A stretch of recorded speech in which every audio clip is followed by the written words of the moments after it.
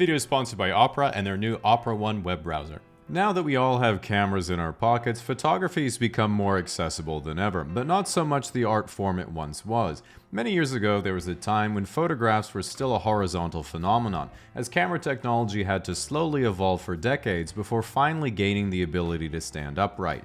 While parents around the world struggled to develop the perfect stance to master the artistic form, in modern times, however, Gen Z has become much more subtle and relaxed in their photographic style, realizing it's not how you take the photograph that counts, it's the caption you put on it before you send it to our inbox. Because all human beings on Earth have a cell phone camera except my dad, there doesn't seem to be a whole lot of reason to get an actual DSLR, but it can be well worth the effort. For example, a lot of girls look at their Instagram and think to themselves, I wish I had professional photos, but I don't want to spend $1,000 on a camera. And a lot of guys look at her Instagram and say, bro, she's looking for a photographer. All I need is $1,000 and I could, be with her. Now, in basic economics, this push and pull is called simping, and is the foundation of not just the modern gig economy, but pretty much all of human evolution. The biggest decision you can make is the jump from a phone camera to a DSLR or film SLR camera. This is because of two major factors. Firstly, you can swap the lenses on these bad boys, meaning you never have to worry about where to waste your next paycheck. And just as importantly, they have a much bigger sensor.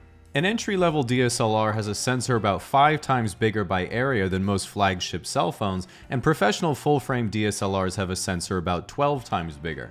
The reason the sensor is so important is because a big sensor makes your photos look more professional. This is the industry term for a photo of anything with a blurry background, or the kids in 10 years will think was made with Midjourney. Now, newcomers to the field who are getting the hang of their camera inevitably ask the question of, what's the best way to make money as a photographer? And as most veterans in the industry know, the best way to make money in photography is by selling your equipment.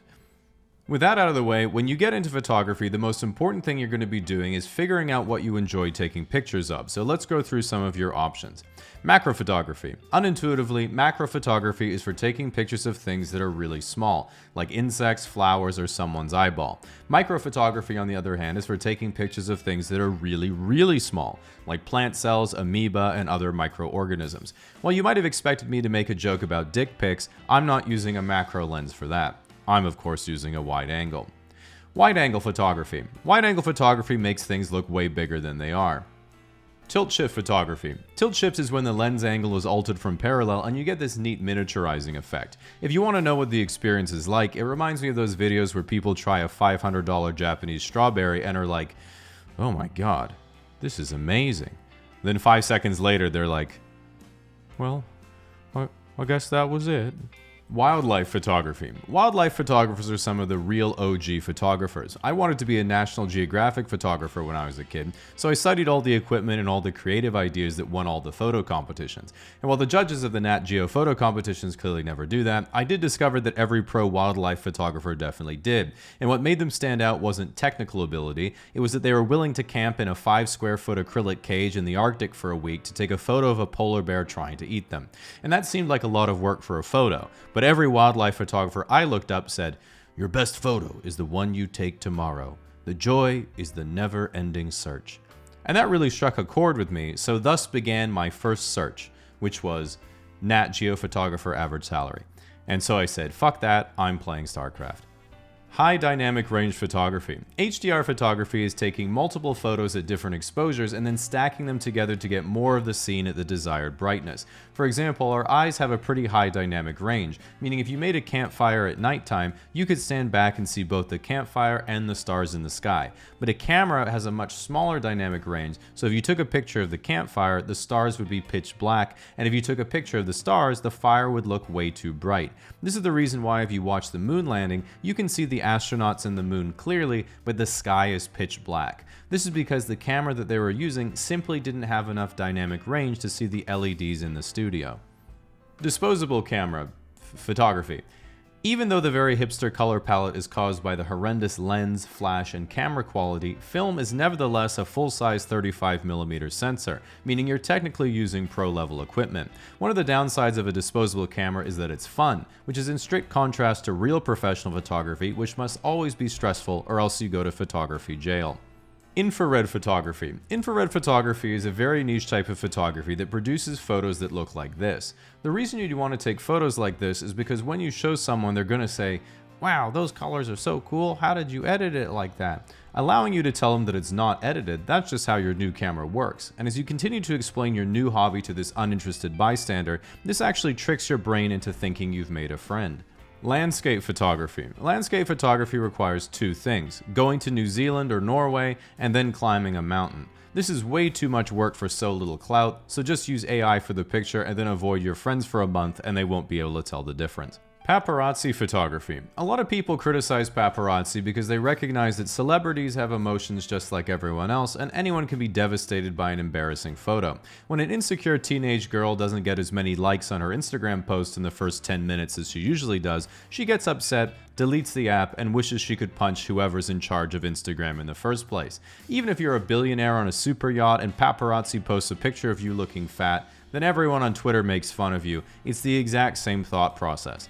First I'll delete the app, then I'll punch Mark Zuckerberg in the face. Sports photography. Sports photography is like the opposite of paparazzi photography. You're just trying to take a photo of a ball, but celebrities keep getting in the way. Portraiture.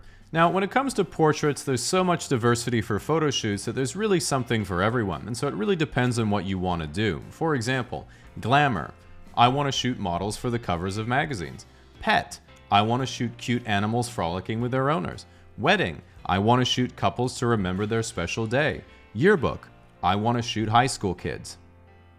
So now that I'm demonetized, if you ever decide to become a professional photographer and get your first paid photo shoot, you might panic that the client might not like your photos. But don't worry, there's no way that the client can dislike your photos because you left your SD card at home on your laptop. Now this is going to suck for the first wedding you ruin, but once you've moved cities to avoid those people, from now on you'll make sure to always have 16 memory cards from years past that you've never thrown away, even though most of them could barely hold a Mario Party save file. This compulsive hoarding also applies to batteries, second and third cameras, tripods, flashes, laptops, and literally yourself, which is why almost all pro photographers have an assistant photographer, just in case they themselves have a heart attack during the shoot and disappoint the client. This level of paranoia might seem excessive, but it's nothing compared to when you have to fly somewhere with your equipment and the check-in lady says, "Okay, your bag is checked through to Los Angeles." "Oh, my mistake, I meant Las Vegas." And you're just there thinking this is not going to be a good trip to Vancouver. The joke, of course, being that you're flying Air Canada, so you were never leaving the airport anyway. If you're new to gig work, the unfortunate reality is that much like being a Reddit moderator, you'll very quickly realize that your income doesn't relate to how much you think you deserve, it's based on how much other people think you deserve. Meaning the hardest part of trying to be a professional photographer isn't taking the photos, it's dealing with the clients. Because you have to remember the freelance paradox. The lower the budget, the higher the expectations. If you're offered $500 to shoot a wedding by someone on Marketplace or Craigslist, you're going to get a CVS receipt of instructions, 20 unannounced edit requests, and then they're going to ask for a discount because they didn't look like Ana de Armas and James Bond like they asked for.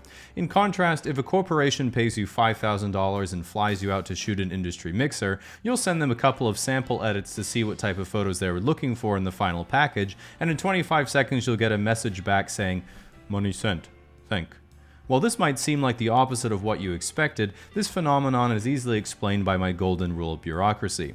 Give me a problem, and I'm willing to spend any amount of someone else's money to solve it.